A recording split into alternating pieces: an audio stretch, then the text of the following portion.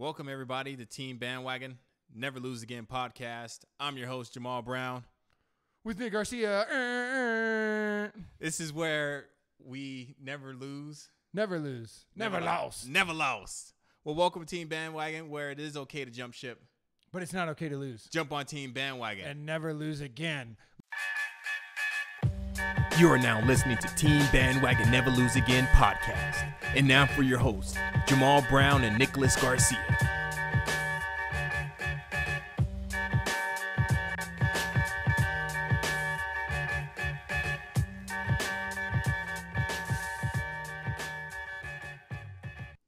Welcome, everybody, to episode 34 of Never Lose Again Bandwagon podcast. Once again, I'm your host, Jamal. This is Nick Garcia. We're here to have some fun. This has been a fun week in sports. Very fun week. Very fun week in sports. Unless you're Conor McGregor, it's not a good week for you. Unless you're Conor McGregor, no, you're not. Or unless you're a Yankee, no, you're not. Yeah, definitely. Sorry, Yankee fans.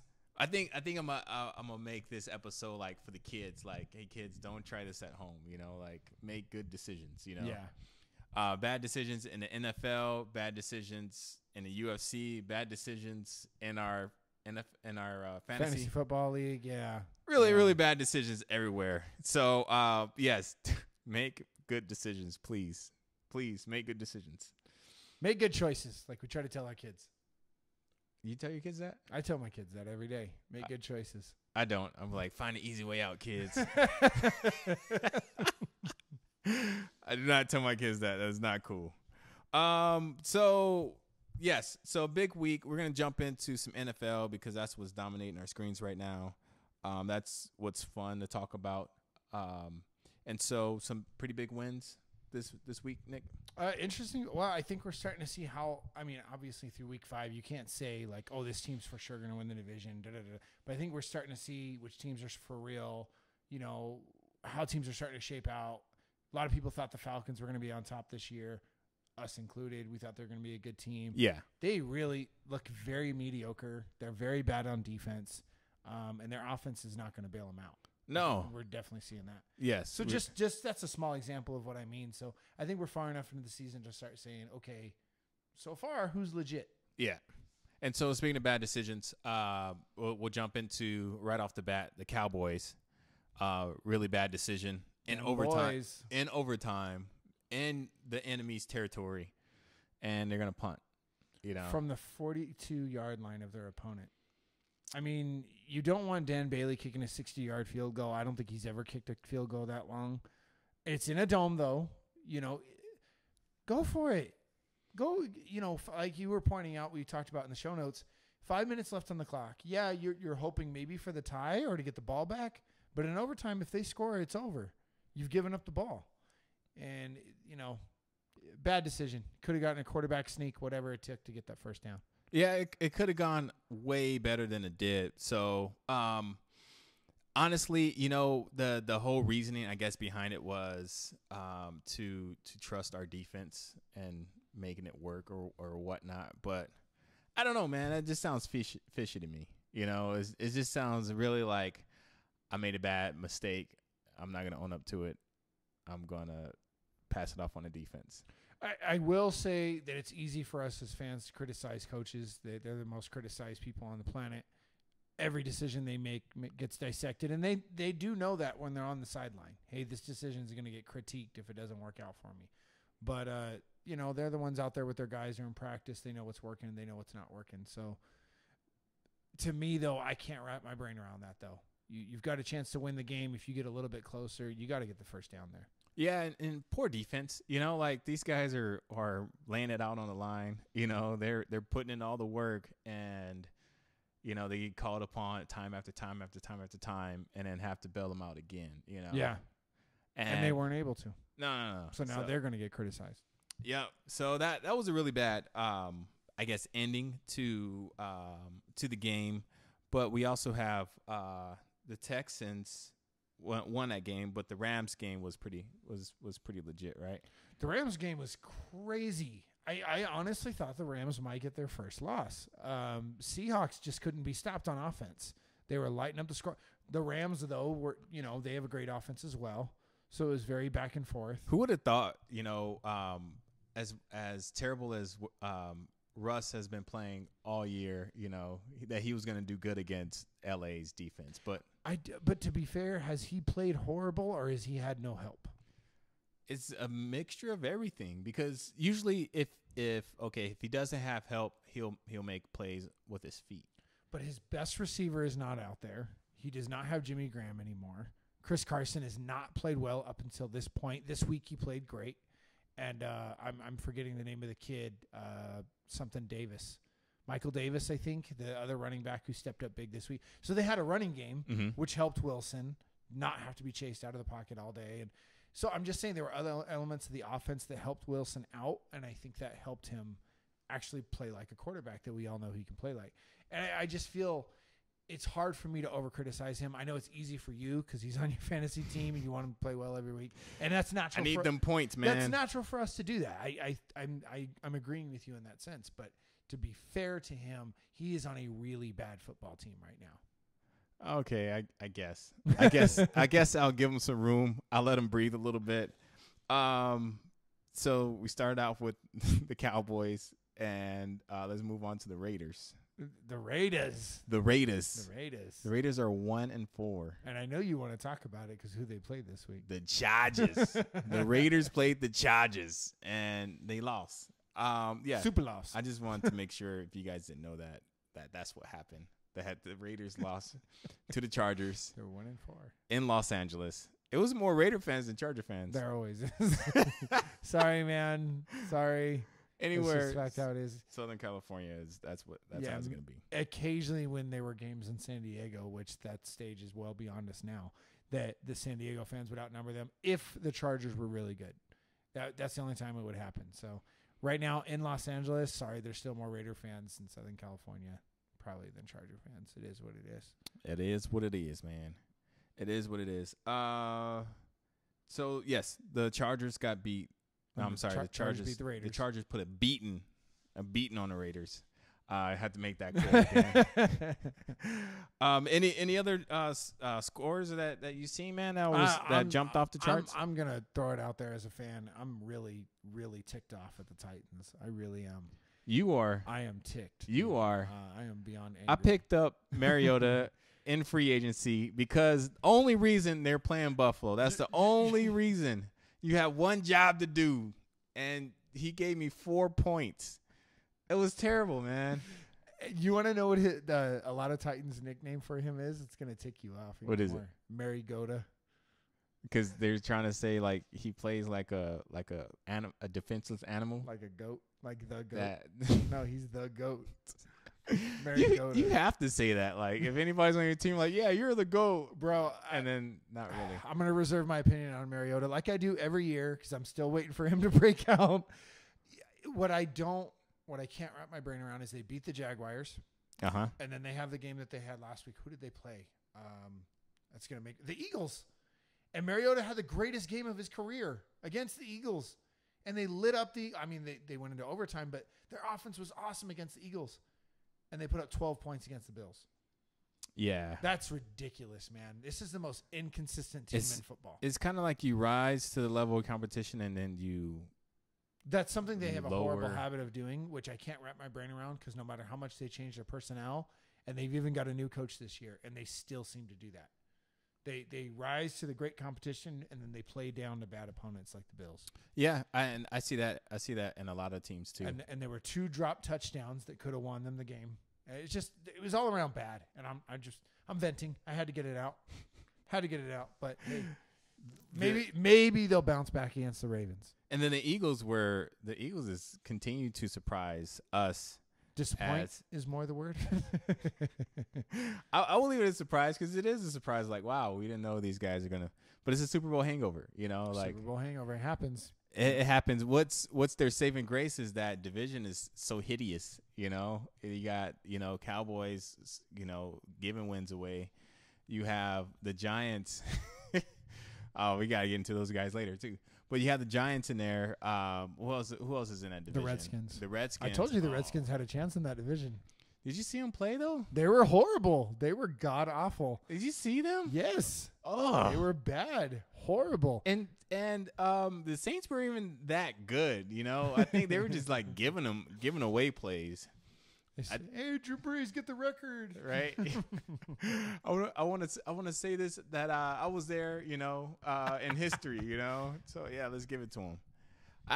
It's rough, man. It's rough. The Eagles have plenty of time to turn it around, and because the Redskins are winning the division at 2-2, it shouldn't be too hard to do. But they need to start playing like champions. That's for sure.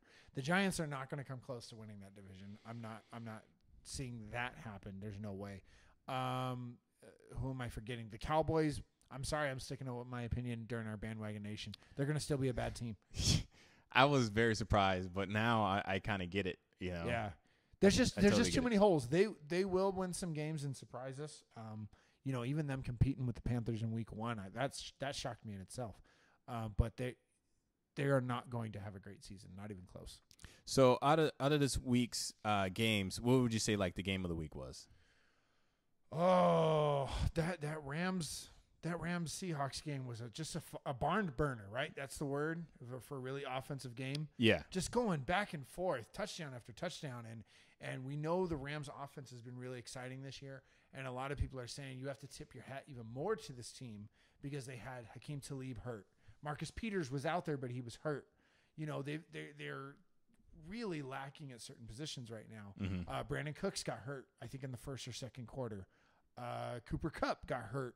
They were both out on concussion protocol, and they still found a way to get that offense moving. You had a couple of receivers that nobody had heard of before the season. Yeah, both some of them were rookies. And they were lighting it up. You know, so to me, that was the game of the week for me, was the Rams and Seahawks. Rams and Seahawks. I will say the game of the week for me was the Chargers and. Well, yeah, I mean, you're a little biased, but hey, you know, good for the Chargers. They're starting to turn it on. No. After looking past my favoritism, I would say the game of the week is the Jaguars and the Chiefs. You know why? You know why. Why? Bro. You know why? Why? Because somebody finally shut that dude Jalen Ramsey mouth. I don't know exactly what happened in that game, but I know Chiefs came away with the win. They got past Jags defense. And so I think, to me, just because of the hype and the build-up, game of the week goes to those dudes. Can anybody stop Patrick Mahomes? I don't know, man. We're still seeing. He's not throwing as many touchdowns as he did in the first 3 weeks, but last 2 weeks he gets a rushing touchdown in each game because the defense are scheming more for him to throw the ball. Yeah. So he's showing you what a threat he is as a quarterback. He can run too. Okay, Jags, you're going to take away my receivers? Watch me rush this touchdown. You know, watch Denver, because that's what he did at Denver too. So honestly, I think teams are going to start figuring him out a little bit more. So it may not be this year, but for sure next year they'll have them down. You can see the second-year slump, which this is his second year as a pro, but he only played in one game last year. Yeah, they didn't see everything he had to offer. That I'm not disagreeing with, but I think this season I would not be surprised if we see him win the MVP. And I'd have to look in the record books. He might be the youngest MVP ever. I'll be surprised to see them win a playoff game if they get there. Right, but the MVP is based on the regular season, man. So he could win the regular season MVP. I don't know, man. Who won last year? Brady? Yeah, Brady. Brady. People were saying it should have gone to Gurley, and I personally agree. I think it should have gone to Gurley, but everybody's Wentz would have easily won it if he wouldn't have gotten hurt. But I can't remember the last time a running back won it. It's been a long time. I think Adrian Peterson was the last one. No, didn't LaDainian Tomlinson win it? Dude, that was way before Adrian Peterson won it. Hey, my and facts. no, I don't think he ever won an MVP. You don't think he won an MVP? I think, I don't think he did. I'll go back and Did double Bush check. ever win one? Reggie, no. Oh, Reggie Bush. I'm asking a question. Reggie Bush was an above-average running back. He was not a great running That was a back. legit question, man. I was just asking a question. I remember seeing his name somewhere, but yeah, it's not. Well, he was a great college running back, and everybody thought he was going to be an absolute monster in the NFL. He was good, but he never turned out to be great. Speaking of college athletes, what about Baker Mayfield? Baker Mayfield. I think the Browns found a quarterback finally. Well, of course. I'm not saying it's too early. No, they found a quarterback. Yeah, and I think they're going to stick this guy out for a few years. I think that's a given, though, right? But dude, do you understand how many quarterbacks have played for the Browns in the last 15 years? I get it, I get it, but It's a ridiculous amount of quarterbacks. but okay, I was gonna say draft him in the first round, but that's not. He had the number 1 overall pick. They took him. I know, but they've done that a few times. Yeah, but they shocked the world. They were gonna take. Everybody thought Sam Darnold for sure. They'd take Baker Mayfield, and he might be the man. Yeah, He looks poised in the pocket. He can run. He extends plays. He finds his receivers. He likes David Njoku. I think he's got some good receivers there too. Callaway needs to stop dropping balls, but he's got Jarvis Landry out there now too. Yeah, he has weapons. He also has Carlo Hyde in the backfield, freaking plowing away. Yep. Not Michelle, but was the Nick other Chubb. rookie? Chubb. Nick Chubb. He hasn't really done well so far. He's not averaging very many yards per carry, but I do think he's going to open it up because he showed us a lot in college. I do think he'll get it going. That's dope, man. That's dope. A lot of fun stuff in the NFL. This was a really fun week, especially in our fantasy teams. Yeah, was a legit week. Yeah, I won this week almost undeservingly so, but I did win this week. I'm happy with it. Undeservingly so. I played a bad team. I'll leave it at that.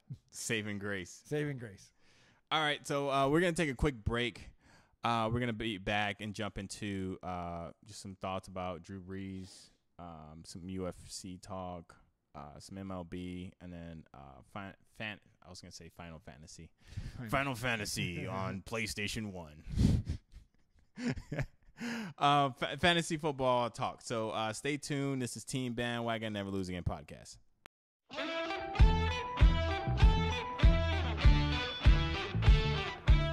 Welcome to another Creative Extreme Daily, where we give you the quick scoop on the characters of Project 365. Today's character is Jason Kaminsky, also known as the vigilante superhero Colonel Justice. Jason works as a talent agent for his 3 children, but whenever he's not negotiating contracts and closing deals, he's in his garage working on a plethora of rocket engineering projects. When his neighbors Heather and Tommy Krieger, also known as Celebrity Star and Brass Eagle, discover his hobby, they ask him to join their vigilante superhero squad, the City Watch. Jason, a pacifist, was very reluctant at first, but he could not pass up the opportunity to do some good for his community. He also could not pass up the opportunity to put some of his inventions to use. So he built a costume and equipped it with a pair of rocket gauntlets, which gives him the ability to soar through the air. Colonel Justice believes everyone deserves a day in court, and everyone deserves a second chance.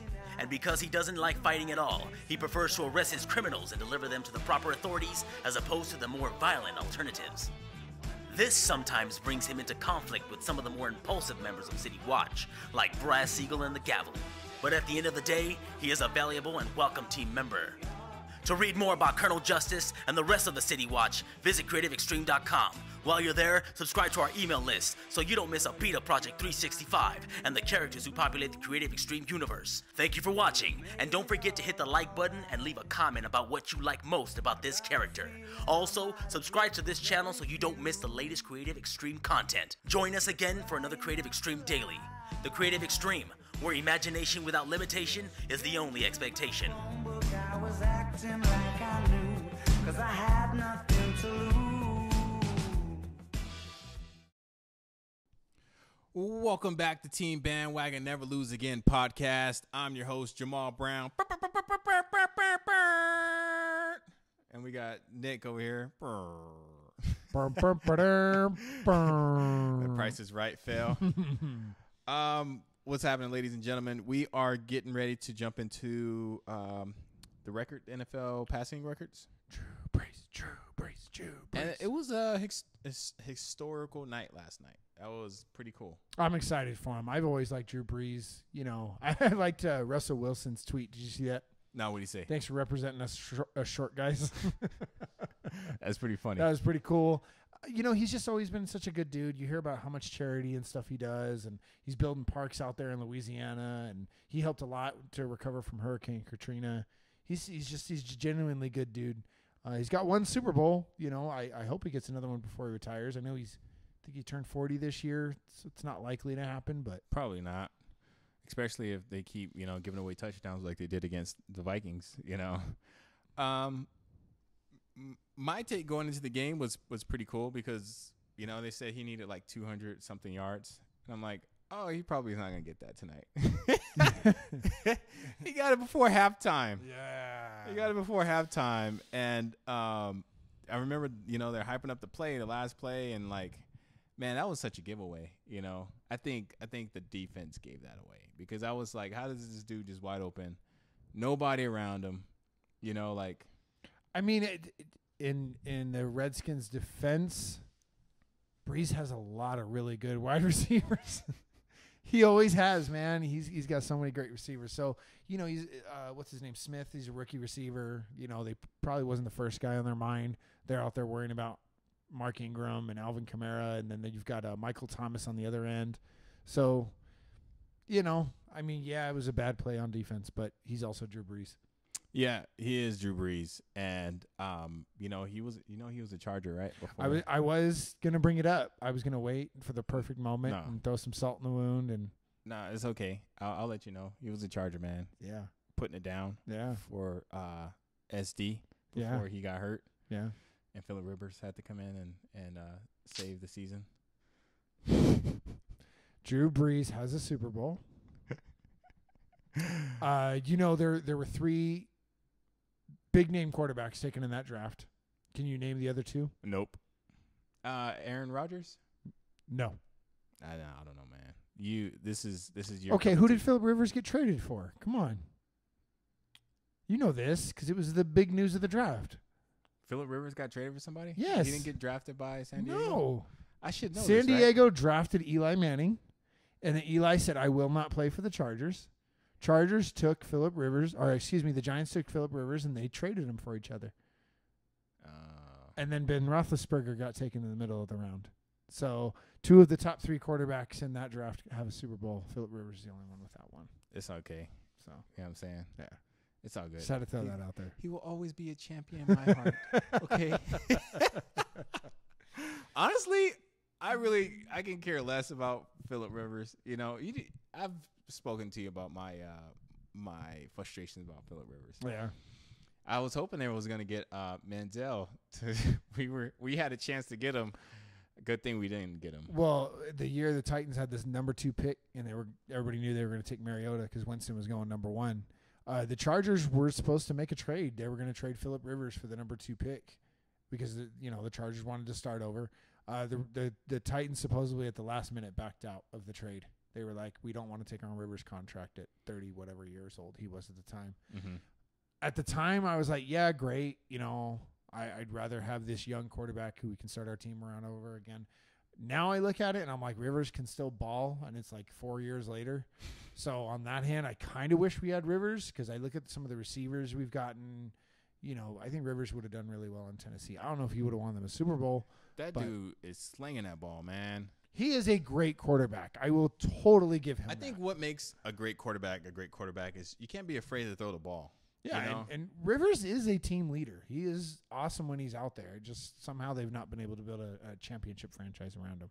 Okay, so recipes for a great quarterback. You have to be tall. Yes. Unless you're Drew Brees. Unless you're Drew Brees or Russell Wilson. Well, yeah. Is he? I mean, the jury's still out, right? I want to see him play for 10 years and see if he goes. Well, he has a ring, right? Isn't that like the measurement of success? But if we're going to compare him like Drew Brees, Brett Favre, Tom Brady, I want to see him play, a little longer. Gotcha. I get it. Right now, I definitely hold him to that caliber. I want to see how he finishes. So, record. All-time passing yards record. Drew Brees. It's Peyton Manning, man. Drew Brees. It's Peyton Manning, bro. Drew Brees. Let's see what the Google tells us. No, look at. Okay, no. All right. I guess Drew Brees. Drew Brees has the number record. 1. He passed him by about 163 yards. Yeah, that number's gonna grow because he ain't going nowhere. Yeah, and The he's got 11 more games.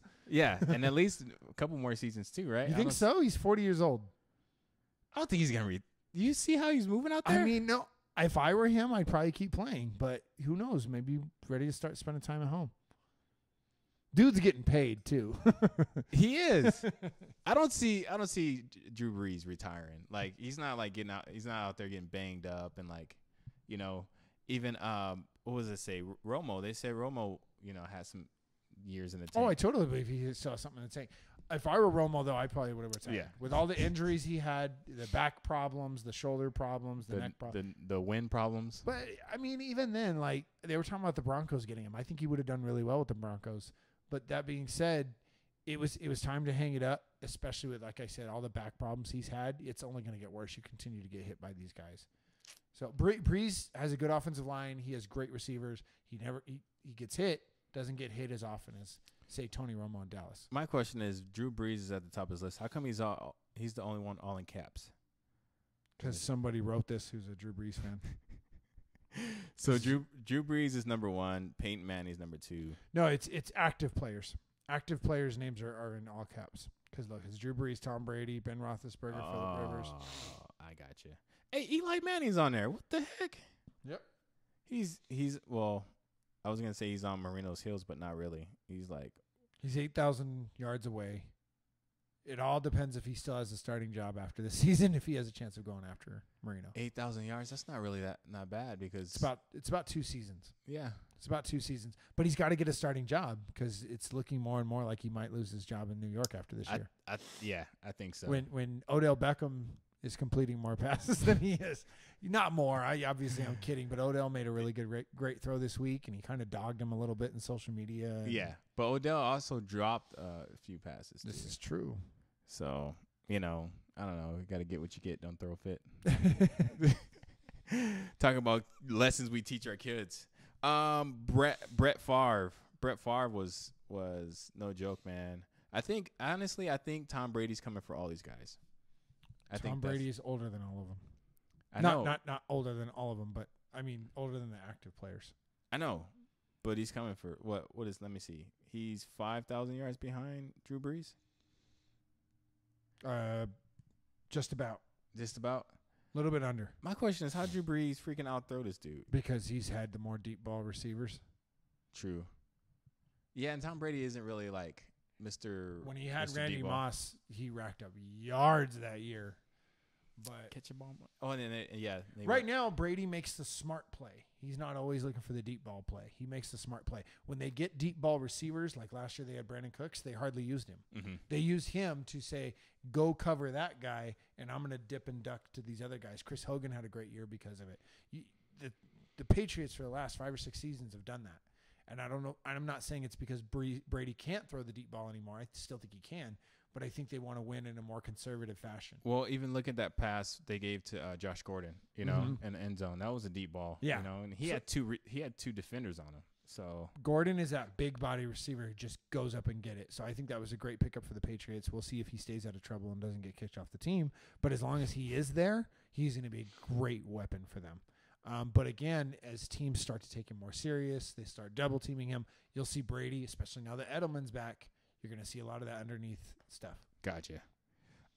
In your opinion, like who's the best quarterback on this list? In your opinion, that personally for you? I have had this debate with 1,000 people of who is the GOAT. Literally and 1,000 people. Okay, maybe 100. A lot. Okay, let's just say a lot. Even 100 people is a lot. 100 people's more realistic. So, but you it doesn't had sound this as debate with 100. Can I get their names? Heck no! Come reference on, man. number. Brady has played in the league for like 17 years, and I'm saying it's been a long time that he's been in the league. And I'm gonna say Tom Brady. 5 NFL championships. Can you say that again? Tom Brady, the GOAT. Can you say that one The more GOAT. time? And I even tried to say, I want to say it was like 2 years ago. I said to a friend, "Is Aaron Rodgers the best quarterback in the NFL now?" And he goes, "What has he done to say that it's still not Tom Brady?" And he made a really good point. And I was like, I think you could debate, is right now Rodgers better than right now Brady? But of all time, how do you take it from Brady? True. And, honestly, I would be the one to be like, oh, Joe Montana, but even though he was great, and it wasn't in my lifetime, like maybe his last years, maybe, I was maybe, I remember watching the Super Bowl, he was in it, but I was young, I didn't have. We were little ones, man. Yeah. So I had no concept of like what these guys are doing or how, what's the importance of what they're doing. But yeah, this day and age, definitely Tom Brady is definitely the GOAT right now. Yeah. Drew Brees is up there. He's top 5 of all time. Yeah. I think there's no question in that. Aaron Rodgers, You got to win more than one Super Bowl if you want to be the GOAT, man. You got to. Yeah. I mean, because, yes, you could say, oh, you know, he hasn't had the teams Tom Brady has. I get that. But 5 Super Bowls is unbelievable. Yeah. That is crazy. That is a crazy. And for Aaron Rodgers, I like the guy. I really do like the guy. But like you said, you know, 1 Super Bowl, like you gotta do more than that, man. And the Packers do not have that Super Bowl without him. So don't think that I'm dogging Aaron Rodgers at all. He is unbelievable. He is amazing. But I am hearing a lot of complaining from him, man. It's like, dude, like, when are you gonna stop complaining and start Well, you producing? kind of want that in a leader, though, don't you? You want the guy to call his teammates out and say, you know, I'm here to be great. I'm here to do things here, you know? Don't you think Phillip Rivers is kind of the same way? You constantly see him yelling at the refs, yelling at his sideline, yelling at his teammates. You I want don't think that's necessarily healthy, though. Like, you don't want nobody walking around yelling all the time. Like, I was watching this thing on FS1 with Talib Khalib. Hakeem Talib. And I always wanted, it's the rapper, right? The Talib Kweli. Is it Oh, what was his name? Talib Kweli? Yeah. Yeah. So he was talking with the coach and how, like, the coach brought him. They were on the same team in Denver, you know, and they were just talking about how his temperament, you know, how he's like real laid back, but then if he needs to get after him, then he gets after him, and then once he raises his voice, everybody's like, "Oh, coach is serious," because he never raised his voice. Yeah. You know. So I'm like, that's cool, you know, but maybe because I identify with that leadership, I can say, oh, I think that's better than running around yelling at people with a chicken with their head cut off. You know, because if you're always on edge, you know, nobody knows, like, when you come in the room, it's like, oh, no, like, what's going to happen, you know? That's a good point. No, yeah, I understand rest. what you're saying. Yeah, I understand it from the sports point of view that you want your quarterback to be passionate. You want him to want to win. Mm-hmm. But I understand what you're saying from a leadership point of view. I guess if the guy's constantly yelling at you rather than getting a reaction, you're probably more likely to roll your eyes at him. Right. It's like, come on, what you doing? Like, Aaron's yelling again. Oh no, here we go. But no, man, he's doing a lot of complaining, a lot of like throwing people under the bus. I'm like, come on, dude. Like, I'm pretty sure he'll love to hear, you know, Favre never did that, you know, but I don't know. They did Favre dirty too. They did Favre dirty. I mean, you understand it. Aaron Rodgers was sitting on the bench, but yeah, it is what it is. You know, I different ways of getting it done, and the Packers know that they would not be where they are without Aaron Rodgers. So they're going to stand by him, right or wrong. They're going to stand by him. Yeah, and even his coach, like all these coaches actually are like kind of stepping up and speaking out. The Giants coach in the press conference, did you hear what he said? No. There. So Odell Beckham had this interview, I think Saturday or Sunday. I remember watching it Sunday morning before the games, and pretty much he said, he didn't say it directly, but indirectly he said, you know, Eli Manning can do better, you know, rather than we can do better than just throwing these shallow balls, you know, like throw me some deep balls, like, you know, I want to catch you in the end zone. Mm-hmm. And so I guess the team had a meeting or whatever, and the team like checked Odell. You know? Wow. And and so the coach, you know, after the game, the coach is on there, and then he's like, all right, before we even start, like, you know, like, I don't want to hear no questions about Odell. You know, like if you want to ask questions about Odell, go and talk to Odell. You know, like the team handled it. You know, He's like, that's it. I'm done. No more. You know, it was pretty cool. He kind of like pulled a plug on those dudes. I like that. No, that's good because then the press makes it tough too. Because when they're asking questions about this stuff, and then somebody says something else bonehead like, "Well, Odell said," it riles up the locker room, makes things tough. So good for the coach. And then you have Green Bay's Packer coach saying, you know, because Aaron was kind of like saying it was the kicker's fault. And the coach is kind of like, nah, it was Aaron's fault. Like, he should have put us in a better situation. This is true. I was super ticked at Mason Crosby. He is on my fantasy team. But oh, man. Yeah, negative? I think he was the number 1 kicker going into this week, and he fell all the way to number 4. He ended up with 0 because he made a field goal at the end of the game. Okay. So he was not in the negative. But, man. Anything in the negative is, you know, 0 is better than negative. Yeah, because I could have just not had a kicker this week. I half feel that way. My tight end was on bye week. I had Trey Burton, and he was on bye week. I honestly thought of not filling in my tight end this week because I didn't have a backup, so I had to claim what is his name, Ricky Seals-Jones off of waivers from the Cardinals, and as he signed onto my team, it shows up on the ticker. Yeah, you got him. I went, I should have just left it blank because I'll be lucky if he gives me 1 point. And sure enough, he ended up with 0. He did not have 1 catch in that game. Oh, my goodness. I should have just saved the roster spot, but whatever. It is what it is. It is what it is. So this has been our QB GOAT segment, I guess. The GOAT. Hats off to Drew Brees. Congratulations, Drew Brees. He's Congratulations an to the Saints. excellent quarterback. Yeah. I'm glad it happened in my timeline, because they're going to be playing this back for years, Oh, totally. And I'm like, I remember watching that game, Yep. Tell your grandkids. Tell your grandkids, and then they're not going to care. Just like, they play all like no one watches football anymore, Grandpa. Just like they play all the videos from the 70s, and then they're like, yeah. But our parents like, I was watching that. No, I don't think they weren't. Not from the 70s. Not Maybe from the 80s. I mean, if they watched it as kids. My dad was born in 1963. Okay. So in the 80s, they're watching it, but they're like, I kind of remember watching that. Yeah.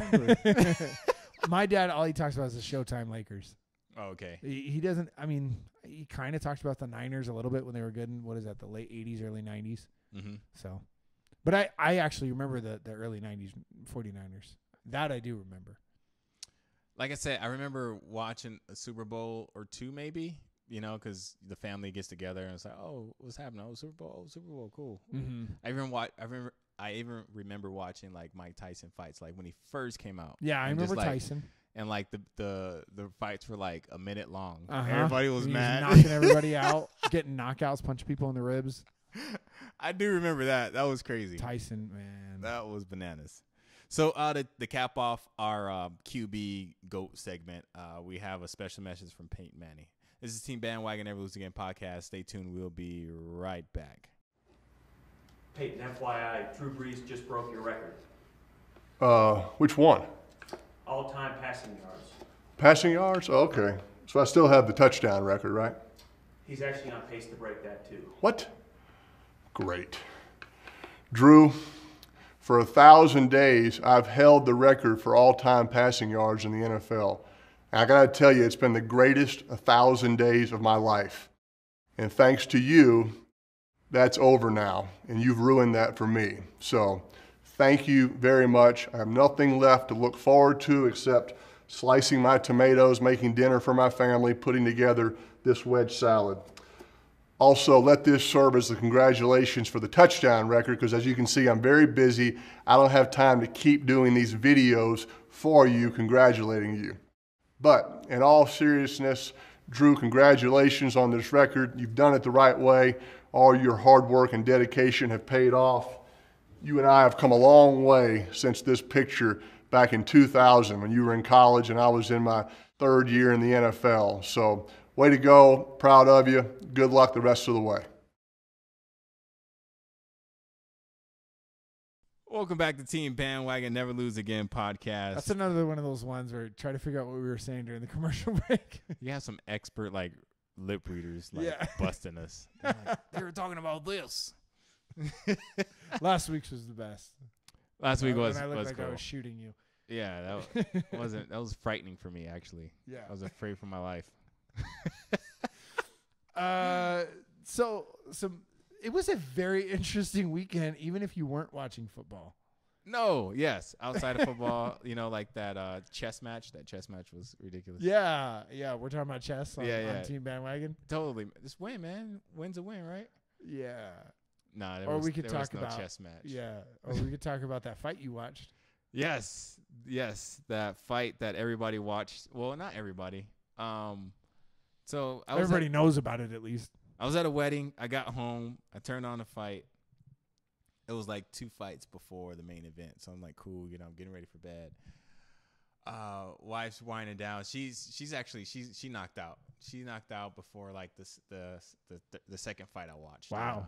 Yeah, she was out. So I'm like, cool. All right, just me and the fight. So I'm like, anticipate I don't know who's gonna win. Me coming into the situation. I don't like McGregor. He has a too big of a mouth for me. But at the same time, he gets results. He wins sometimes. He's a great fighter. So, no knock to McGregor, but I was like, all right, like it was a perfect situation for me because it was like, I don't care who wins. I just want to see a great fight. And it was a great fight. It was a really, really good fight. Mr. Conor McGregor and Habib. I don't know his last name. I think it's Khabib. Khabib? Yeah, I think so. I've seen people pronounce it Habib. I've heard that too. I don't know. I guess we should be more culturally sensitive and probably figure out his name before we talk about it. But well, I'm gonna just say it like it's spelled, right? Khabib. Yeah, like I'm gonna go the substitute teacher route. Yes, there you go. Is it Khabib? Khabib. All right, and it was a good fight for Khabib. It was very evident early on that McGregor was getting his butt whooped. I had seen a video of Khabib wrestling a baby bear, when he was about 8 years old. I seen this, I want to say a week ago, maybe 2 weeks ago, and I was tripping. I was like, "Oh, babe, look, he's fighting a bear. Like this is crazy." And Jenny's like, "Oh, like Daniel." I'm like, "Yeah, sure, like Daniel." Unless he's gonna kill the bear, but I doubt it. So I seen it, so I already know like this guy's wrestling is ridiculous. I haven't kept up on any storylines on like the storyline leading up to this. Yeah, me neither. So so I did not know that these dudes had beef. I didn't even know like Khabib was the reason why Conor came to America and smashed that bus. I'm totally oblivious. I'm just like, all right, we'll see a good fight. If it's not John Jones in the headline, I'm not really worried about the UFC, but I will be paying attention to these guys going forward. So Khabib wrestles the heck out of this dude. Beats his face in, I think, the third round. Yeah, I think it was the third. And then he got him to tap out. Just beating his face in the third round. Fourth round he got him. Fourth round tap out, yeah. Fourth round tap out. After he chokes him out, he's talking smack to him. He goes to corner, looks at his corner, takes his mouthpiece off, throw it. And the whole time I'm like, what the heck is he doing? And like my wife is asleep. She's like, what? I'm like, this is crazy. But the whole fight I was saying, this is crazy. Yeah. Like the whole time, at the end of every round, Khabib was saying, like, talking smack to Conor. And it was just, the tension was just so thick, Yeah. It was crazy. Khabib wasn't even sitting down in between the rounds, bro. Wow. That's how you know you dominated a fight. That was the crazy part. Like after round one, like they went to the corners, he was just standing up. I was like, "Are you serious?" And McGregor's like getting water. Like this is gonna be bad. Chokes him out. Goes, throws his mouthpiece, talks smack to the corner. Then proceeds to hop over the fence and like do a drop kick, towards honestly, I didn't know who he was talking to. This is after the fact. It was the people in Conor's corner, but just jumps in the crowd and looks like it's just a big, huge brawl in the crowd, And I'm excited. I'm yelling, like, oh my gosh, and my wife's like, shut up. Trying to sleep, Jamal. I'm like, this is crazy, And at the same time, this dude hops out, jumps in the crowd. Two guys hop over the fence and start fighting Conor. They went after Conor, yeah. In the ring. Yeah. That was crazy. I'm like, this is bananas. Like, who you could have not written this and somebody said, I believe that. Like, yeah, that is crazy. That is, I mean, obviously the tension was very real with people willing to get arrested because from what I understand, one of the guys that attacked McGregor did get arrested. Yeah, Dana said like 3 guys got arrested. And so obviously the beef is real. It is going to be really good for the promotion of the next fight if they get a rematch, which I'm sure they will. Yeah. And that's what they're saying. Like, people were saying, like, have they scooped down to like WWF level? I've seen a lot of comparisons, and I mean, I get it because the WWF is that really crazy, ridiculous promotion. So everybody hated each other, and it's a show. I get it, but the UFC, you always see the smack talk because it sells tickets. Mm-hmm. This is a little bit beyond that. This definitely is beyond that. Like there was round 3 when Conor was getting his face beat in.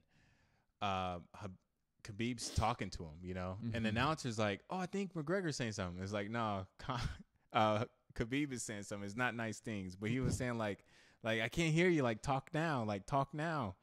As he's beating his face in, and then after the round, Conor trying to save grace said, "Hey, dude, this is just business, like this is all business." But it's not, it's when Khabib hit it on the head. He talked about his religion, he talked about his father, he talked about the country. Like, there's only so much smack talk you can smack before you have to deal with it, And I think it's a perfect lesson for like our climate right now. Like all these like internet trolls, and all these people who just want to just say stuff and get stuff out. I got freedom of speech.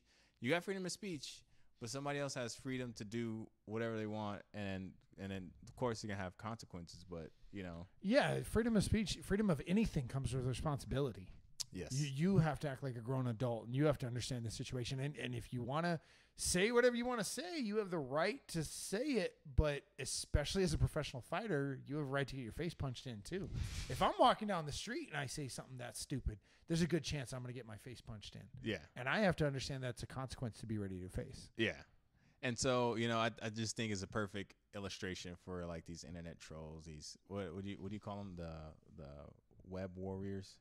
Oh, keyboard warriors. Keyboard warriors. Yeah, that's absolutely what I think of them as. And it's easy for them to do now because they can hide behind a keyboard and have the little egg on their Twitter. Yeah. Did you see that troll? I'm not sure. Do you watch Saturday Night Live? No. There was a troll segment on Saturday Night Live where it was like these reviewers or raters, and then they're all like, "Oh, I gave this such and such review," but then like they told this real story on like who they are, and he lives at his mom's house, and like and overweight, but then he says it was pretty funny. It was a really funny segment about trolls. But yeah, man, like honestly, I'm not a McGregor hater, I'm not a McGregor lover. I'm just, I just wanted to see a good fight, and it was a good fight, and most likely I'll have a rematch. Does McGregor learn wrestling overnight? No, he's gonna have to come out more prepared in the next fight. But how do you do that against a dude who freaking wrestled a bear? And that video was cool, man. Once I saw that, and the bear wasn't even like playing with them. The bear was like biting them and like. Yeah, I'm not sure who that was, but you see an adult has the he bear has on a leash stick and he's controlling him, but it's still I think about any of my kids. Let's say, for argument's sake, my son at 8 years old, and I tell my wife, "All right, hey, we're gonna go train for a little while," and then my son comes back with bite marks and claw marks all over him. She's like, "What the heck did you do to my kid?" Like, my wife would murder me if she found out I let my son wrestle a bear. Like, that is a different kind of culture. That is a different kind of mindset. They groomed him to be a warrior. Mm-hmm. So it's a tough dude. 27-0 now. Yeah. Word on the street is he didn't have like tough competitors like McGregor has had, but he beat McGregor. He did, and he's the champ. So I give it to him. Like, I don't remember watching a Khabib fight. Maybe I've watched him and just didn't know I was watching him, because a lot of these guys are just like, I don't know their names. It's the fight before the big fight, the big event. I've only watched so much UFC in my life. I have a lot of friends who are into it, and that's usually why I end up watching it. I watch it with them. So I'm not the biggest UFC knowledgeable guy, but I will say it just strikes me that you really got a short window to be on top. Mm-hmm. There's always that new guy coming up, man. And then you have people sabotaging their careers like freaking John Jones, man. Exactly. John Jones is the one guy I will say in gosh. UFC that would still be on top if he would just stop being a bonehead. Yes, he would. So, like I said, I believe have seen him fight. Just, he probably won. He probably dominated. I was like, oh, this is kind of cool, but it wasn't for a title. It wasn't for a shot. Right. So, I definitely will see this rematch, and maybe the UFC will start getting better at, their stars, I guess. Pushing some names. Yeah.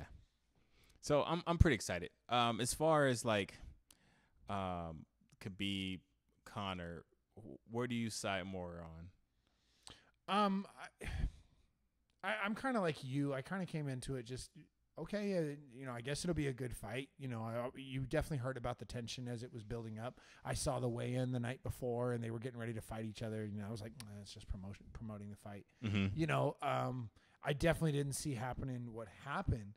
I won't say I'm a Khabib fan, and I'm not a McGregor fan. I don't hate McGregor the way a lot of people do. I like watching him fight, and I do think the smack talk is necessary to promote his sport. Not to the extent of what Khabib was saying he did. Yeah, I agree with you in that sense of you don't dog someone's religion, you don't dog someone's home country, you don't dog their father. I remember Nick and Nate Diaz. Those guys were big smack talkers, and nobody liked them. It wasn't just because they smack talk, just because they were just terrible people. They were just terrible people, right? But I mean, that there's only so much you do to promote the sport, and then after they would win, they would, oh yeah, I told you I was gonna win. I told you your mama this and your mama that. But if they lost, well, you got to understand we're just trying to promote the sport. It was always an excuse. Yeah. So even the fight though, like the way like they fight is just so awkward. Yeah. So I will say this: I tip my hat to McGregor in the sense that, he goes, yeah, it's a business, but he gave Khabib credit. He said, hey, man, it was a great fight. I'm not going to sit here and make excuses why I lost. Yeah. The guy put up a great fight. Uh-huh. So I give McGregor credit in that sense. So I do not care who wins here in the future. Hopefully it's a little more competitive.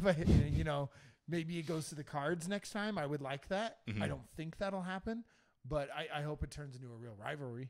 So next UFC, McGregor versus Khabib Part 2. Are you buying the pay-per-view? If someone helps, I guess I'll have a party or something. I'm not like committing you anything. I'm just saying, would you? I guess I would promote a party and be like, all right, everybody chip in $5. I'm not paying for the whole thing. He's trying to make money over here. here. Even if I just break even. He said UFC make money, I'm gonna make money. No, even if I just break even, I'm not a true businessman. Isn't it like $110 or something like that for the whole fight? I thought it was like $60. It's not $60 anymore. I thought it was more than that. I mean, these big pay-per-view fights.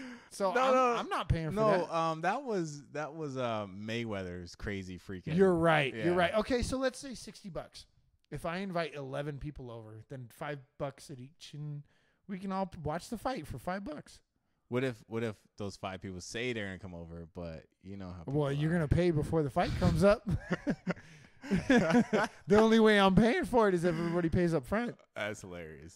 Everybody pays up front, and I'll buy the snacks. How about that? All right.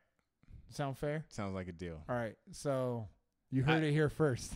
Like I said, I'm not committed. I'm just asking to see, like, how about is you? There a market for it? Would you host something or go and pay for the fight to watch? I would just probably pay for the fight and watch it at home by myself. Yeah. I'm not gonna say how I watched this last fight. I had a feeling when you didn't go into details, so I'll leave it at that. Well, all right. It's cool. Check this out. You can go to a lot of these This sports is bars, and it's like $5 to get in. This is a secret, everybody. Okay, I watch most of my pay-per-views on Twitter. Yeah, you can do that. Twitter. You go to broadcast. You put in whatever UFC, and people are broadcasting, live streaming, whatever it is. And sometimes they get caught. They get pulled down, but then there's like 20 others to replace them. So that's how I roll. I was doing it on YouTube for a while, but the people get caught quick on YouTube. Heck yeah, YouTube is like super quick. There was a time where you could kind of like get away with it every once in a while. Yeah, it was around the time the McGregor and Mayweather fight. Oh wow, and that's recent though. Yeah, I feel like that's when they really started cracking down on it because I was getting free events and free fights and stuff, and then I tried to do it for that one, and I would get one, and it. I'd check like 5 of them. Oh, this one's been shut down. Yeah. And then the 5th one, it would work. And it was on for like 3 minutes. And then, boom, shut down. All right, let me find another one. And boom, shut down. And they were on it that day. Dang. And I feel like they've kind of been on it more since then. Yeah, it's team bandwagon. We're about winning, How you win is keep money in your pocket. I got kids to feed. Feed your family. So, Periscope. I was on Periscope for a while. I wasn't sure if it was Twitter or Periscope, but I think I deleted Periscope because I don't use it other than main events. Mm-hmm. So, but I believe Periscope had it for longer. Like I watched the Miocic. The one we talked about. Stipe Miocic. Yeah, when he got knocked out by Daniel Cormier. I watched that one on Periscope, and that was like full HD, like no lag. I didn't have to find no new streams. That was pretty cool. This is Team Bandwagon, Never Lose Again podcast. I believe we're gonna take a quick break, and then we'll be right back with some fantasy. I was gonna say Final Fantasy again. I don't know why. Fantasy football. We're gonna give a little bit of our own 2 cents on who's for real, who's legit, who's busts, who's breakouts, and some facts, and then some opinions. Yep. So this is Team Bandwagon, Never Lose Again podcast. We'll be right back after these messages.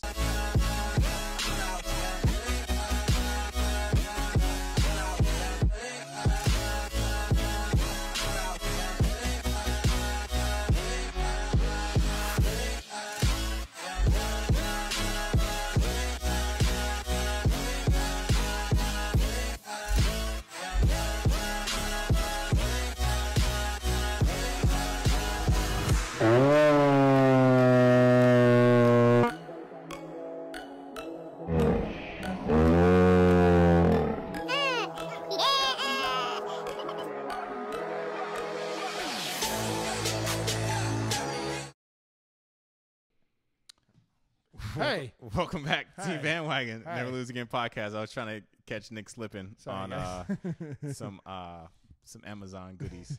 eBay. eBay. Oh, I shouldn't even said their name. You know my rule. Oh, now they have to pay up. Hopefully. No, I could we're use gonna- some eBay money. We're gonna send him a letter, cease and desist from. They're going to send us a letter. Don't put our name in your mouth. Oh man, this is Team Bandwagon, Never Lose Again podcast. We are on the last, I guess, stretch of this podcast, of this episode, and we wanted to, I guess, capitalize on our fantasy football talk. I know we got some awards in our league. Yes. Never Lose Again. Never Lose Again league, or is it Team Bandwagon? Team League? Bandwagon. Team Bandwagon League. And it's very, very, very, very interesting awards because on one end, this person has won this award twice in 5 weeks. And it's not a good award. It's a bad decision-making award. Yes. Bad coaching. And then you have on the other end, the best coaching, greatest coach ever of. Oh, you would say that now. Yeah. 4 weeks ago, you were like, oh, I don't know if this person deserves it. Well, because somebody gave it to themselves. I'm not gonna point any fingers, but he wears a hat and he looks so. and he looks surprised. Deservingly so. And now I got my due, my just due. Finally, can you read my award, bro? I want you to. I'll read your award. I want you to. I want you read to sing my praises right now. I'll read it. Can you sing it as you read it? No, I'm not going to sing it. No, the musical talent was not given to me in life. All right. Team Bandwagon. Okay, we have 2 awards. Okay. The first one is the Team Bandwagon Coach of the Week. I can't hear you, man. You gotta talk. Team Bandwagon when you Coach talking about my of award. the Week. Okay, this is presented to the coach who made some kind of coach. Whether you set the perfect lineup and put up almost 200 points. That's how Bobby Boucher won it last week. That was his second one winning it. I got it the first week. I basically made some surprising choices. Sure, you had did. a good team. Sure. Had a great lineup. Yeah. Put up 153 fantasy Sure. points. Choo choo, jump on that train. But this week, and here's the way I usually break it down because I am the one who hands them out. Break it down. I do assign the trophies. Jamal and I are co-league managers, but I do give out the trophies. But he makes all the decisions. Rightfully so. Okay. But I usually try to break it down to what was that coaching decision that you had made to give you just enough over the edge of the other team? You know what I mean? Even if you made, so you made 3 great coaching decisions and that gave you a 50-point win. I guess I'll give it to you in that sense. You've had teams who switch this quarterback for that quarterback, and that won them the game. Great, good for you. That's how I try to give it out. Mm-hmm. To me, there wasn't any teams this week that were like, oh, well, he switched out this running back for that running back, or he played this guy at flex instead of that guy. I would have normally gone with that guy. Good decision that won you your game. You are diminishing my award, bro. Just read my award. No, okay? I'm going to give you your due. Enough I'm with going the to give you your playback. due. I'm explaining why you deserved it. Okay. Jamal is our Team Bandwagon Coach of the Week in Week 5. why Rightfully we do this? so. And I was already thinking of it. But I was messing with him last night, saying I don't know who I'm going to give it to. Wait, who won I it don't think again? It's really fair. Jamal got a short-term memory. Brown, Thank you. the crying MJ23. Yep. Okay. Crying MJ, That's- making other that's- teams cry. That is his fantasy football team name. Okay, because he went all in, man. You know what? Let me just read off the award. Okay. All right. Okay. Make sure Team you got to bandwagon. clear your throat before you. Me. Team bandwagon. Coach of Uh-oh. the week. You touching your cord. You would cut See, out my man? sound. That's you, bro. I'm Look at talking you. about. Sabotaging Can me. you hear me now? Yeah, I can hear you. Okay. Coach of the week, week 5. This is Jamal's first one, by the way. Okay. Not my So no last. one made that one chess move that made their opponent say, I wanted to play anyone but this guy again. Backhanded compliments. So I had to look a little deeper to see who was the coach of the week in week 5. To everyone's credit, it was a weird week for a lot of our lineups. And I went Again. with a guy who went with a 2013 lineup of the Colts and Patriots if Peyton Manning was out there and not one head turn away from looking like Timmy from South Park. Timmy. Crying MJ had more than half of his points by the end of the Thursday night. By the end of Thursday night, by putting all his chips in one game. Boom. Yes, we know the Pats are the Pats, but they have had their up and downs, and the Colts have had their own struggles in more way than one. So our coach of the week is made clear that when you risk a lot, there's a lot to gain. Interesting strategy, Cotton. We'll see if it works for him. In the meantime, I got to say it. Congrats to the not yet world champ, Crying MJ23, for getting the Week 5 Team Bandwagon Coach of the Week award. Thank you. Thank you for all those backhanded compliments, bro. First of all. What are you talking about? Yeah. What do you mean? You got a coach of the week. Don't think you deserve it. No, I don't. But here goes, sucker. I guess I gotta go to somebody. Hey, your Yeah. your strategy is 5 years outdated, but it worked out for you. Hey, I had Mariota against Buffalo. But you understand that was a big reason why I didn't want to give it to you. I 'cause know, you played Mariota man. this week. What was supposed to happen? Let's go off what was supposed to happen. Okay, he was supposed to light Buffalo up and get me 1,000,000 points. But you've asked me for fantasy advice a couple times this season, man. And I didn't ask you this But week you didn't this week. But man, purposely. I don't know if I would. Hey, those 2 times they both worked out. for me. No, they didn't. Yes, they The did. first time you told me not to play Deshaun Jackson. I didn't play him. He gets 30 points. Okay, on my bench. That one. I don't never wanna mind. hear it, But man. the second one, it was. Who? What was the second one? I led you right. Oh my Was it goodness. Tannehill over No, Wilson? Yeah. I was already leaning towards Tannehill. Oh, backhanded Yeah. compliment. I was already. So thank you, I guess. Anyway, but you didn't ask me this week, but I did tell you I last didn't. night, man. There's a reason. I have such a hard time playing Mariota in my dynasty league because he's the most inconsistent player in fantasy. He will give you 40 points one week and then 4 points the following week. He's hard to watch. And so, in other words, you would have told me to play him. So thank you for I the bad. probably Thank you would for the have. bad I advice. probably would. I sure wouldn't have told you to play Russell Wilson against the Rams. No, so. heck no. Playing Russell. You know what? I was gonna play Tannehill because he was playing Cincinnati, and Cincinnati's been getting lit up on the scoreboard. But I was like, no. Would have got you another 2 points. Right? Instead of 4, you would have got me 6. Yeah. But Whatever, man. whatever. Quarterbacks are really hard to go through this year. Not for me, if I do say so myself. Mr. Drew Brees and Patrick Mahomes. Patrick. 2 of the top McChicken 5 over fantasy here. scorers in the league are Yeah. on my team. So somebody make me an offer. Okay, how did this Team turn Bandwagon from Fantasy League. from my award to your gloating? Let's get to the coach. Because you spent No. the entire draft No, and the no. first 2 weeks telling me how dumb I am. No. Hey, what happened to our week 8 matchup of Brandon Marshall and Patrick Who? Mahomes, you jerk? Of who? Yeah, week 8, you were supposed I to don't play have that Brandon player on my- Marshall. I don't have know, that dude on my you team. cut him. You went against your word. If I had him on my team, I you would went have played him. against your word. So you want me to go fish him out of Get him free now. agency? Get him now.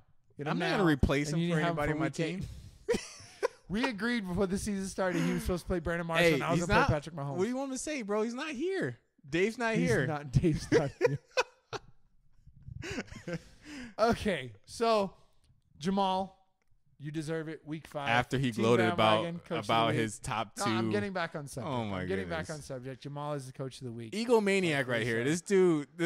Patrick Mahomes. His exact words in giving himself the award is, I shouldn't be giving myself this award, but I outscore all of you guys, so I deserve it. Before you complain, I outscored all of you there, Oh guys. my That was the quote. gosh. Yes, and I Ridiculous. did, man. Come on. All right, let's move on, man. Okay. So our other award is given out actually by none other than one of our good friends, Mr. Bruce Winless himself. Bruce Winless. Okay, the man who strives to not win, who Yes. says, be the loser at life because then you'll never let yourself down, okay? So this guy gives out the trophy to the guy who he feels strive to fail. Yeah. Strive When to he lose. says winning is too much pressure. Winning is too much pressure. So he tips his hat to these guys, okay? We have our first 2-time winner of the Bruce Winless Award. I'm going to say his government name, Daniel Cruz. I don't know his middle Throwing name. him under the bus. I would say I told I even no, used no, his no, no. fantasy team name, man. Before we start this, okay, we were talking Smack Sunday. I told him, because he's playing my wife. So I'm like, hey, my wife's going to beat you. And he's like, no, she's not. I got such and such playing on Monday. He doesn't talk like that, but in my mind, this is how I remember. Such and such is playing on Monday. I got all this. And he does. He has Michael Thomas. Is it Michael Thomas, yeah. Michael Thomas, Kamara, and I didn't even know he had Ingram. Because I was like, man, He's Ingram been turned sitting it on up. him. Yep. And I looked, and this dude has Ingram. So he's all these guys. He's telling me, and then I was like, "Who's your defense?" And he says, "I have the Redskins defense." I'm like, "That's counterproductive. Why? Right? Why do you have all these guys who are gonna light up the scoreboard, and then they're gonna take away from me?" He's like, "Oh, it doesn't matter. I'm gonna win." And so he lost. He lost. I would say it was by his defense, but his defense didn't help him. He lost by like 3 points. 4 points. He lost by 3 points, but what we said the kicker was why we can't say his defense necessarily cost him Yeah. is because his other defense was the Seahawks. Yeah. Where But I he could- can criticize him Uh-oh. is Here it where, comes. and it's kind of in the notes. You know what? Let me read this first, and then we'll dive into All that, right. because then I'll really dissect what you just said. So remind me what we Let's just listen talked to about, Daniel okay? Cruz's. Daniel Cruz, the Bruce. rookie status. Okay, team bandwagon team name. Wait. All right. His fantasy name is Rookie Status. Don't get me wrong. I love Daniel. Daniel is my homie. But anytime I get a chance to rub a win, I didn't even get the win. But it felt like I got to win because my wife got to win. So, and I coached her. So I was like, yes. Watch out, Jenny. That's right. The coach of the year right here. Twice. All right, go. Okay, week 5, Bruce Winless Award. Okay, I'm starting to notice a trend here. People's choices on fantasy defensive teams seems to go along with the Bruce Winless Award the last couple of weeks. And when you choose bad defenses or even okay ones with bad matchups, you are asking to be acknowledged for your bad choices. The Redskins took on the red-hot offense of the New Orleans Saints, and the signs were there to stay away. Rookie status showed us that it did not matter that Drew Brees was going for the passing record, or that Mark Ingram returned this week, or that he had 3 guys on offense, so he obviously believed that they would do something. The Redskins were going to be all right, but they weren't all right. Nope. New Orleans lit up the scoreboard, almost like they were trying to teach our friend a lesson. Oh, my God. I almost give him a pass here, as his other defense was the Seahawks. But then I thought, really, man? With all the truth laid out there that this is no longer the Legion of Boom, and you're not streaming a defense with the expendable Seahawks that are playing the Rams, sorry, Ricky, you're the first one to get the Bruce Winless Coach of the Week award twice this year. Dos nombres, Bruce Winless. So you made it even more. He deserved it, because you talk about that conversation. I told if you him. believe the Saints are going to light it up, then why are you playing the Redskins told defense? him, man. There are times that you can play a defense that you have on your fantasy team and still play the offensive players that are going to face them, because you feel it's going to be balanced, right? Yeah. Like I would play Mahomes against the Jaguars defense, because I would still believe the Jaguars are going to do well enough that they maybe give me 5 or 6 points. Yeah. But Mahomes They is can going to do well coexist. enough. Right. But the Redskins defense, He had 3 against receivers, pretty 3 much. fantasy players that you believe are going to light them up. That doesn't make sense to me. It doesn't make sense That at all. doesn't make sense to me. You're talking about one of the greatest offenses in the league right now, especially now that they have Ingram back. You believe in their offense, obviously. You played 3 of their guys. You put all your chips into one team, but you left their defense out there. Oh, my other defense was Seahawks and they're playing the Rams. Then get rid of one of your defenses.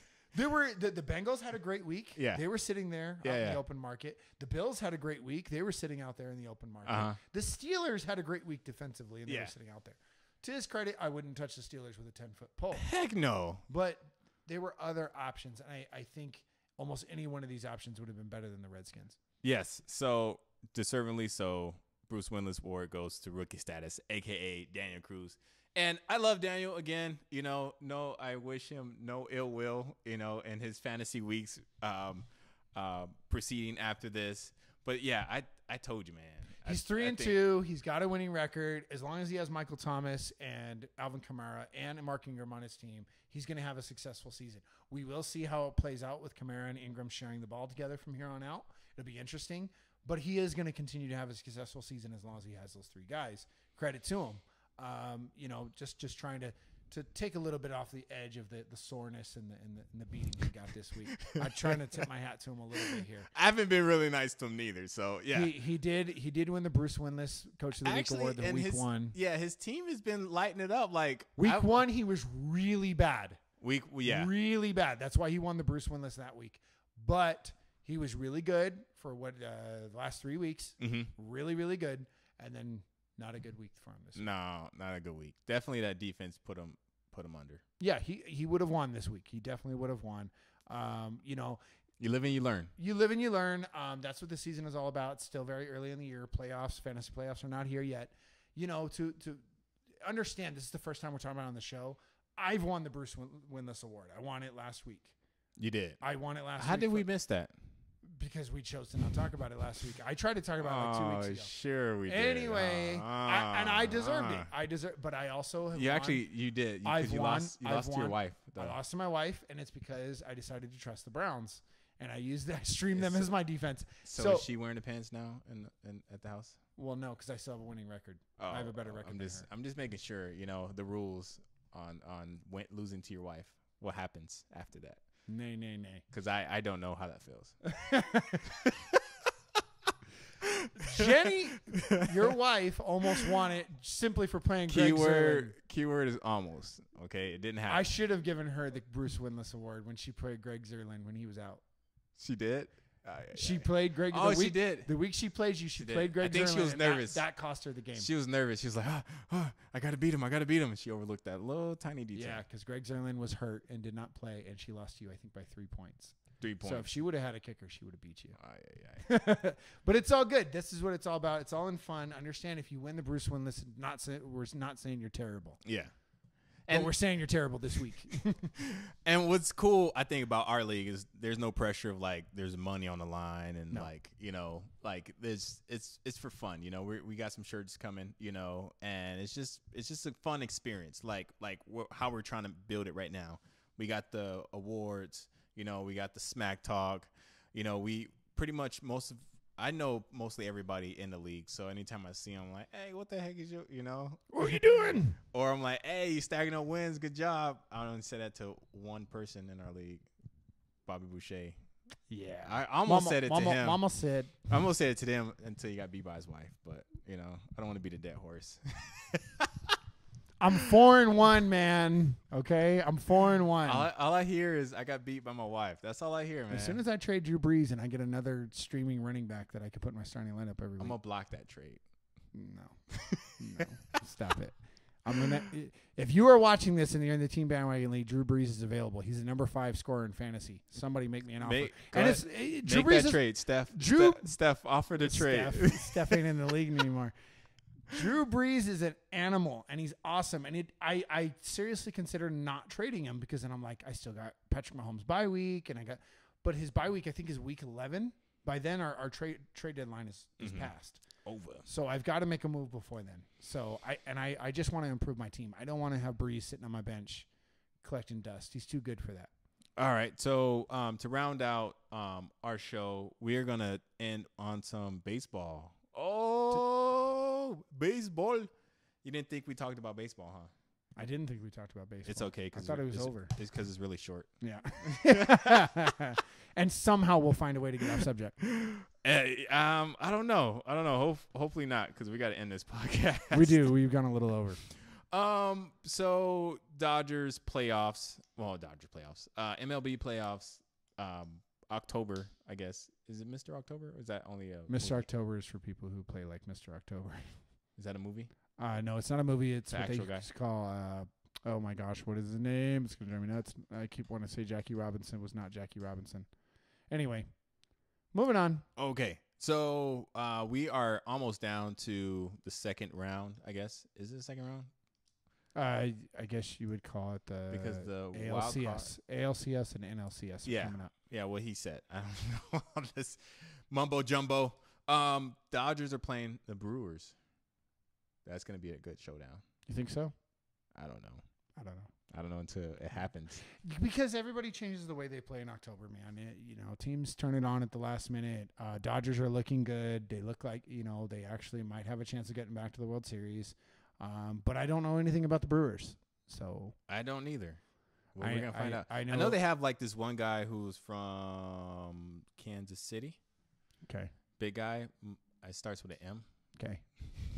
We're doing really good at this. Yep. I think love baseball. I think this is better than our boxing. Don't ever bring that up again. Don't ever bring that up. I knew you were going to say it before you said it. Don't ever bring that up again. Burn the tapes. It's on record, guys. Burn the tapes. Episode 1 or 2? I think it was 2. Episode 2, guys. Go and check out episode 2. No. On our website, So www.teambandwagon.com. It was, yeah. Listen to it just for your enjoyment, I guess. Oh Just my laugh at it. goodness. Talk about Bruce Winless, man. Oh, we lost. We lost. This is super Never lost. Lose Again podcast, but we lost on that. Definitely. Yeah. Thanks, Jamal.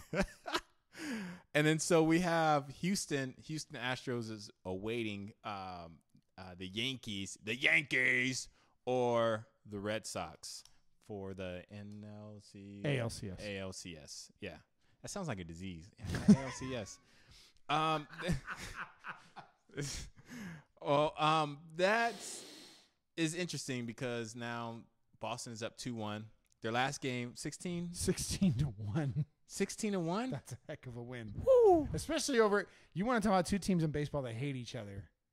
Yeah. Yankees and Red Sox. I think that's what makes it better because it's the rivalry. Yeah, Red Sox fans right now are gloating, man. I think I was watching a highlight and Giancarlo Stanton hits a home run, and they're in Boston. He hits a home run. It goes over the wall, whatever goes in the stands, and he's running around like second base. But by the time he hits second base, the person that stands throws the ball back, and it bounces right as he's passing second base, and it like hits him. That was funny. I thought that was funny.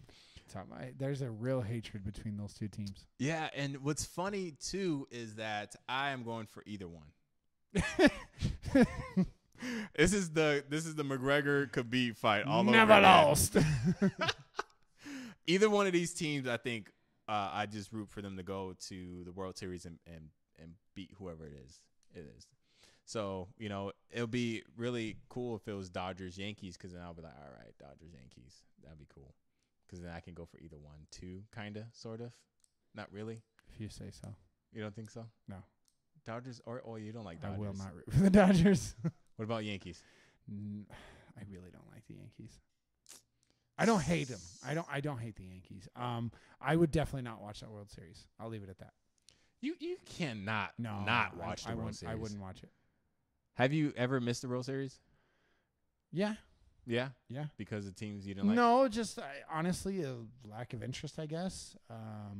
The Kansas City, San Francisco, I knew San Francisco was going to win it, and I didn't care who won. But it was like Kansas City, like they haven't been there. No, but I knew they were going to lose. I don't know, man. It's one of those things that's just like the final. I did not watch last year. You didn't watch last year? I didn't watch last year. We didn't. We both didn't watch. We did not watch it last year. We kind of watched, but not really. No, because my cousin was super into it, and I'm happy for her. She's from Houston. Big Astros fan. Shout out to Jackie. But, I didn't. I thought the Dodgers had a chance, so I didn't want to watch it.